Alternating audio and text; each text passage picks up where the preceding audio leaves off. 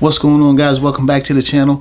Want to kind of jump into this really quick and fast so you guys know that I'm fishing the KBF March State Challenge. So this weekend I will be going out. It'll be my second attempt at it for the month of March. I'm going to be fishing Swift Creek here in Richmond, Virginia. So based on the weather temperatures and the last trip, what I found that there's going to be three baits that I'm going to be starting with based on what happened last time. So right around in this Richmond area, we're dealing with pre-spawn conditions. Water temperatures for the most part, the water itself for the most part in these lakes are going to be around 48 to 55 degrees, and that's going to get the bass moving up to those shallow staging areas. This is what we're hoping for. So this Saturday, it actually snowed this afternoon, which was kind of weird because it was 85 yesterday. March 12th is today. So this Saturday was kind of looking to be mostly cloudy. We're going to have highs around 60 degrees, and we got a chance of rain, and we got some wind. And so usually with these conditions, bass are kind of staying tight to cover, usually around those wood stumps and transition breaks, things like that. So bait number one that I'm going to be using this Saturday because of what the fish are doing, and it's kind of ridiculous. Well, not ridiculous, but we're trying to predict, guys. That's what we're trying to do. Where's that? There she is. Is that her? That's delicious looking. So bait number one, we're going to use the Squarebill Crankbait, sexy shad color, I believe that is. I had this for a long time. So it's going to be the first bait that I'm going to be using.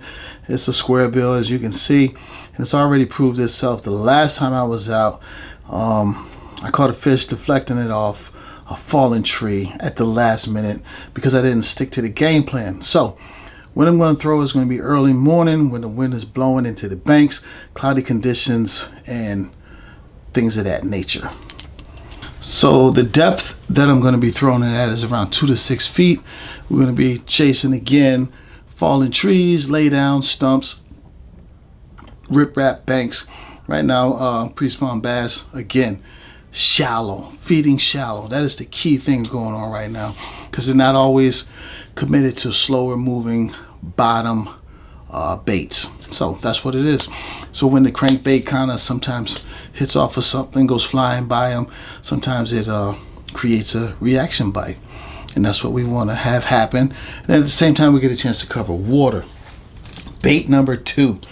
This is just as exciting as the Squarebill bite. It's going to be a compact Chatterbait, the Mini Max, or sometimes people throw in the Mini Jackhammer.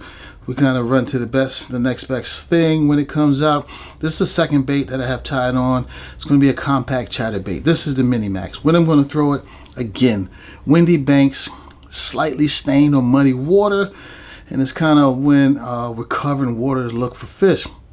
The depth we're going to be throwing it at is 1 to 5 feet. You know, right around those grass edges, lay down, shallow flats. Same game, shallow, shallow, shallow, staging. Those are the key words. So the best retreat for this is going to be slow rolling it just above the cover.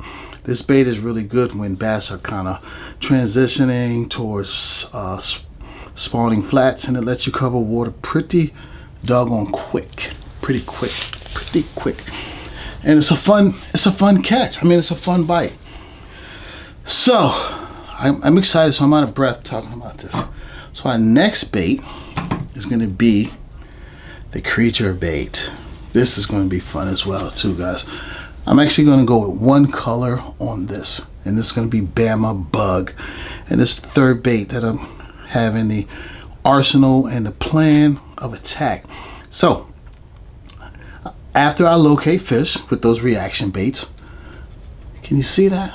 I'm going to throw this. Oh, there it is. That's better. We're going to throw this right around that area with those fish after I located them with the moving baits. We're going to throw it around heavy wood and after getting bit nearby. That's the key thing. After getting bit nearby. So it's a game plan. It's an attack game plan. Same as the crankbait, the mini. Well, we did 1 to 5 feet, but I mean, it's just so close. Right around laydowns, dock posts, brush piles. The key thing is pitching it right into the same trees that your crankbait went by or deflected off of. Sometimes the bigger fish are just kind of sitting right there and are harder to cover, just waiting. Didn't see your reaction bait. So once you start getting bit in those areas, you start flipping and pitching your Texas rig into that spot. So tournament game plan for this Saturday. We talked about it. Let's cover it real quick. Game plan is simple. Squarebill, cover water, cover shoreline, cover wood, chatterbait, cover windy banks. You're going to do that with both of them. Then once you get in that area, once I get in that area, I'm going to pick them apart with this Texas rig. I have to learn to stick to the plan. Like last trip, I lost focus. So this time I'm going to focus on wood cover this weekend, guys. So it's kind of what I remember. We're going to think about wind, muddy water, and fallen trees. Got to stick to the script. So it's going to be 6 rods, 6 riding reels I'm going to be taking this weekend. We're going to take our Squarebill combo. We're going to take our Chatterbait combo. We're going to take our Texas rig combo, spinnerbait combo if I didn't say it already, a Ned rig combo, and a jerkbait combo. So that's what we're going to do. That's the plan. I just got to stick to it and remember it. And so that's where I'll be spending most of my time. Like I said, let me know in the comments what bait you would start off with if you were fishing pre-spawn conditions in a tournament or just pre-spawn conditions. So stay tuned for the weekend. We're going to have fun. Let's see what happens. Like we always say, get out there, live, love, and enjoy life before it's over, because it will in one day. You want to be able to say you lived it with no regrets. All right, guys, wish me luck, tight lines. See you in the next video.